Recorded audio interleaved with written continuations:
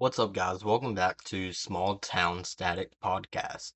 So, today we're going to be talking about D.B. Cooper.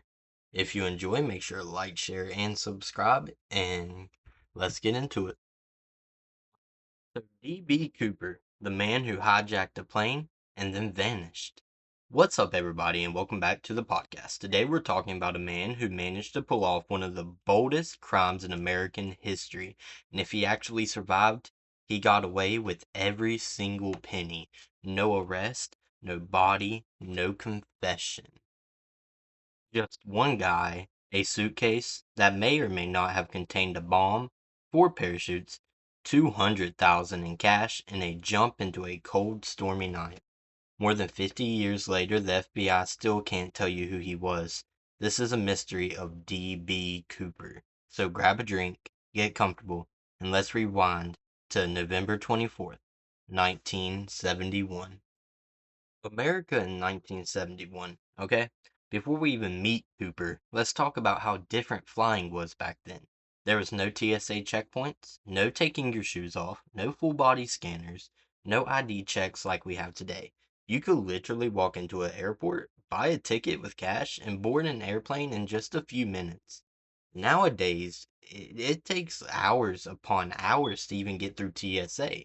But back then, you don't need to take off your shoes. There was no TSA checkpoints, no full body scanners, no ID checks like we have today.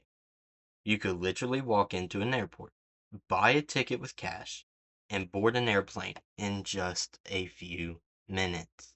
Now, that is a crucial thing to know about because that is the reason why he did and why he got away. Or do you believe he got away? Let's see. That sounds insane today, but in 1971 it was completely normal, and one man was about to take full advantage of it. The man in the suit. Around 2 o'clock in the afternoon, a man walked into Portland International Airport. He looked ordinary, middle-aged, around 6 feet tall, well-dressed in a dark business suit, white shirt, black tie secured with a tie clip, black loafers, a raincoat. Nothing about him stood out. He wasn't acting nervous. He wasn't looking over his shoulder. He simply walked up to the ticket counter and bought a one-way ticket to Seattle. He paid $20 in cash. The name on the ticket? Dan Cooper. Not D.B. Cooper. Dan Cooper. That famous name actually came from a newspaper mistake after the hijacking. The wrong name spread across the county and the country and somehow became history. The flight, Northwest Orient Flight 305, wasn't a long flight. It was only around 30 minutes. There was 36 passengers on board. The plane climbed into the cloudy afternoon sky. Cooper sat quietly near the back. He ordered a bourbon and soda. Yes, people could smoke on airplanes back then. So he lit a cigarette and relaxed. If you had looked at him, you'd probably think he was heading home after a business trip. I know I would have. Nobody had any idea what was about to happen. He wrote a note, "Miss, you better read the note." A flight attendant named Florence Schnaffer walked by. Cooper handed her a folded piece of paper. She assumed it was his phone number. Without even looking at it, she slipped it into her purse. You know? Cooper leaned toward her, calmly, quietly, and said, "Miss, you better read that note. I have a bomb." "Miss, you better read that note. I have a bomb." Imagine hearing that sentence while you're thousands of feet in the air. She unfolded the note and it demanded that she sat beside him. When she did, Cooper opened his briefcase just enough for her to see several red cylinders attached to wires and what appeared to be a battery. Whether it was real, nobody knows. The FBI never recovered the briefcase, but nobody on board wanted to risk calling his bluff. Now, he had a couple of demands, right? Anybody in that situation who's doing that must be doing it for a reason. Unlike many hijackers, Cooper wasn't screaming, he wasn't waving a weapon around, he wasn't panicking, he spoke politely. He even thanked the flight attendants. His demands were simple. $200,000 in cash, 4 parachutes, a fuel truck waiting in Seattle. That's it. He asked for 4 parachutes because authorities might assume he was forced someone to jump with him. That means they couldn't risk sabotaging the parachutes. Pretty clever, honestly. Meanwhile, the pilots quietly informed air traffic control the FBI began gathering the ransom money. Banks rushed to collect tens, thousands, $20 bills. Every bill's serial number was recorded, just in case Cooper escaped. When they were landing in Seattle, the plane circled Seattle while authorities gathered everything. Passengers thought they were delayed because of traffic. Most had no idea they were a part of a hijacking. Finally, the plane landed. The money was delivered. The parachutes were delivered. Cooper inspected everything carefully. Then he released every passenger. Imagine stepping off that airplane and finding out later you have unknowingly been a part of one of the biggest mysteries in history. I'm sorry about that. Only the pilots and a few crew members remained on board. The second flight. Now things became even stranger. Cooper ordered the pilots to fly towards Mexico City, but he had a very unusual list of instructions. Fly no higher than 10,000 feet, keep the speed around 170 miles per hour, leave the cabin unpressurized, keep the wing flaps partially extended. These weren't random demands. Someone with aviation knowledge would know exactly why settings made jumping from a Boeing 727 possible. The 727 was one of the only commercial aircrafts with stairs that lowered from the back of the plane during a flight. That staircase would become famous forever. The jump. Around approximately, nobody knows for sure, but 8 o'clock that night, the plane flew southwest Washington. Outside, it was freezing, heavy rain, strong winds, almost complete darkness inside. The crew suddenly noticed a warning light. The rear stairs had been lowered. A few minutes later, the aircraft launched upwards. The pilots believed someone had just jumped. That someone was Cooper. He strapped the money to himself, picked 1 parachute, left 2 behind, and disappeared into that storm. No one saw him leave. No one watched him land. He was simply gone. Nobody had any records of where he went. To this day, nobody knows where he went, where he is, or if he survived. He was simply gone. And that is where the search came along.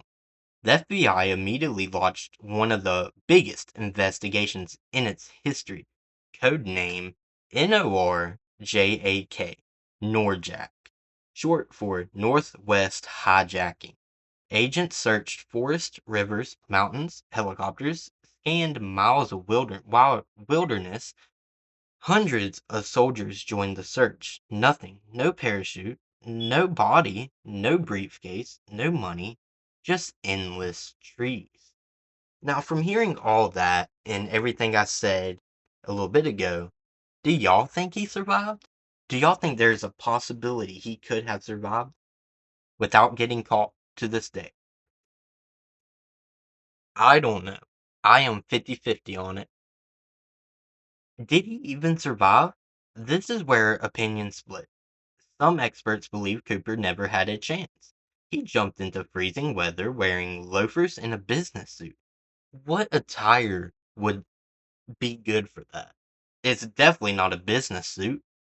That wouldn't do nothing. He landed somewhere in rugged forest filled with steep mountains. The parachute wasn't designed for steering. He had no helmet, no goggles, no proper survival gear. Many investigators believe he died almost immediately, but others disagree. Some think Cooper intentionally picked the jump zone. Some believe he had military training. Others think he had experiences as a paratrooper or smoke jumper. If that's true, he may have walked away. The money reappears. 9 years pass, nothing. Then in 1980, an 80-year-old boy named Brian Ingram was digging in the sand along the Columbia River. He uncovered 30 bundles of rotting $20 bills, nearly $6,000. The serial number matched Cooper's ransoms. Exactly. It was only confirmed piece of evidence ever recovered. That was the only thing that was recovered from the jump. Now, I find that very hard to believe. How did the money get there? Did Cooper bury it? Did the river carry it? Was it washed downstream years later? Nobody knows. Now, there was a couple suspects. Over the decades, investigators looked at hundreds of suspects, former Army paratroopers, airline mechanics, pilots, professional skydivers, career criminals. One man looked almost identical. Another had military experience. Another reportedly confessed on his deathbed. Every suspect seemed promising until investigators compared fingerprints, DNA, timeline, or physical evidence. Every lead they had fell apart. The FBI started losing hope. They started running out of money for the budget of the search. They started just falling apart.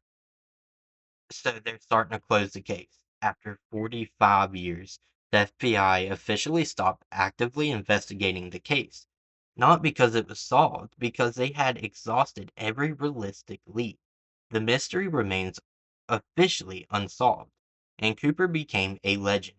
Books, movies, documents, podcasts, countless conspiracy theories. Some people even believe he changed his identity and quietly lived out the rest of his life without anyone ever realizing who he really was. My theory. Okay, so guys, this is my theory of what happened. Okay, personally, that I think that what makes this story so addictive is just not about the hijacking. It's about the unanswered questions. Did he survive? Was he incredibly lucky? Was he highly trained? Or did he make one mistake that cost him everything? We'll probably never know. And maybe that's exactly why people are still talking about him 50 years later. If you enjoyed today's episode, be sure to follow the podcast because we've got plenty more true crime cases coming up, historical mysteries, and unbelievable stories coming your way. And I want to know what you think. Did D.B. Cooper survive the jump, or is the Pacific Northwest still hiding the answer? Thanks for listening, and I'll catch you in the next episode.